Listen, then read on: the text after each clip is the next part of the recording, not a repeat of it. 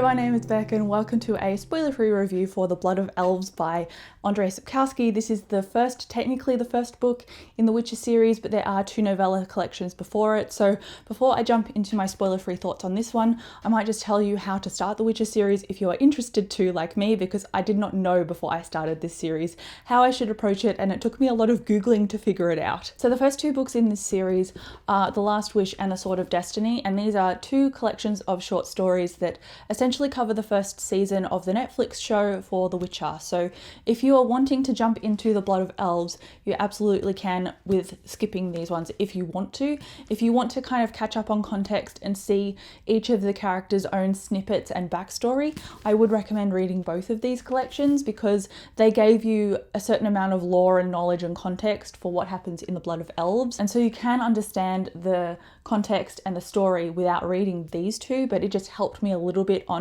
bridging small knowledge gaps and lore in The Blood of Elves when I read it. So I gave this a 4, and I think I gave this about a 3 or a 3.5 stars. They were very enjoyable, but I definitely prefer the full novel for The Blood of Elves. So if you're on the fence about reading the Witcher series, these two didn't quite cut it for you, I would recommend continuing into The Blood of Elves because I was a little bit unsure about continuing the series, but then I started The Blood of Elves and I really enjoyed it. So if you want to start the Witcher series, you can start with The Last Wish or you can start with The Blood of Elves.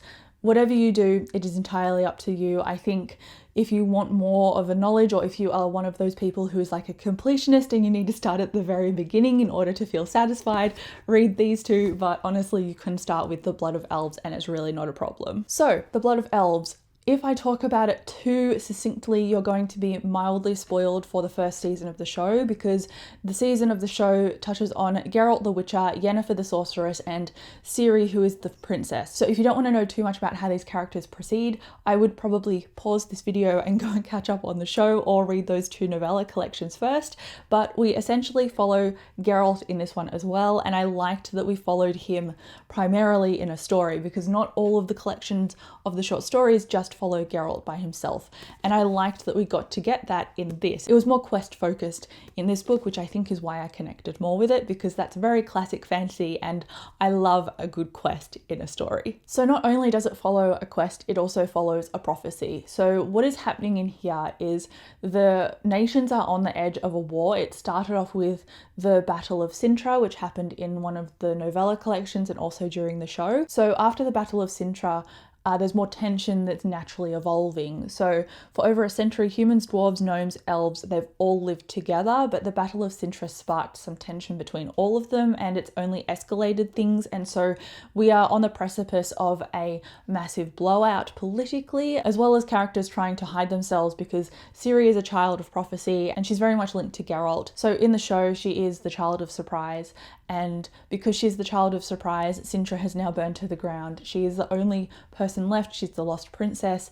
And so she's got to protect herself, protect her identity, because a lot of people are looking for her because she's got a lot of power. And obviously because she's connected to a prophecy, there is magic weaved through that as well. So we follow these characters, Ciri and Geralt. At the beginning, they're together and it often jumps timelines like the show did, and so because it jumps timelines a little bit, you get back and forth between when Ciri and Geralt are together, when Ciri's not with Geralt, when she's at a school, when she's training, and Yennefer is involved. So we get to see a very awesome mix of these characters, and I liked getting to know them more and getting to know their personalities more because in the books, Geralt talks so much more than when he's in the show. He has so much more dialogue and you get an understanding of his moral compass and what he wants out of life and what he's pushing for and what causes tension in him and what he steps into and what he steps out of in terms of battles.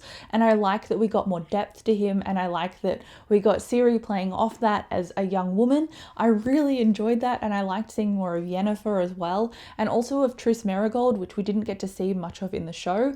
And so I loved how this only opened up the world for me. I loved that I was actually not put off by the pace because it kept things rolling quite succinctly and I was never particularly bored. The only setback that I can think of is the dialogue, and I think that might be to do somewhat with the translation for this because I was looking at the dialogue and it felt like it was a show that was performed to me like on a theatre production. It was very over the top, but I get the sense that Dandelion, as one of the characters, because he's a bard, he performs anyway, that's like his natural flair, but it was a little bit frustrating to have the dialogue fairly formal or formalized along a lot of interactions. That might just be the way it is in this world, and I've just got to accept it. So once I got past that and I thought, hang on, this dialogue is a little bit grating and it's not probably going to change anytime soon, I was like, I just have to accept it. It's not going to change, and if it's something I'm going to be frustrated by, I'm going to make myself not enjoy this book. So I kind of tried to push that frustration down, and I expected it, and the more I expected it, the more I got used to it. And so because of that, I ended up really enjoying this. I liked the tension, I liked the character explorations.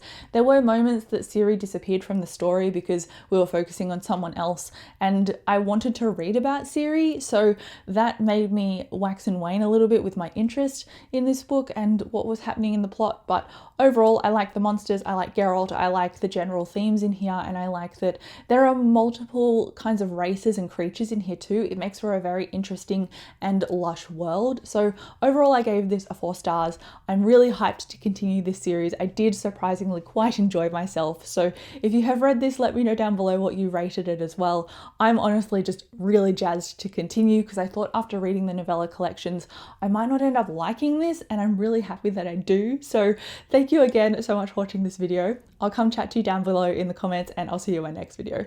Bye.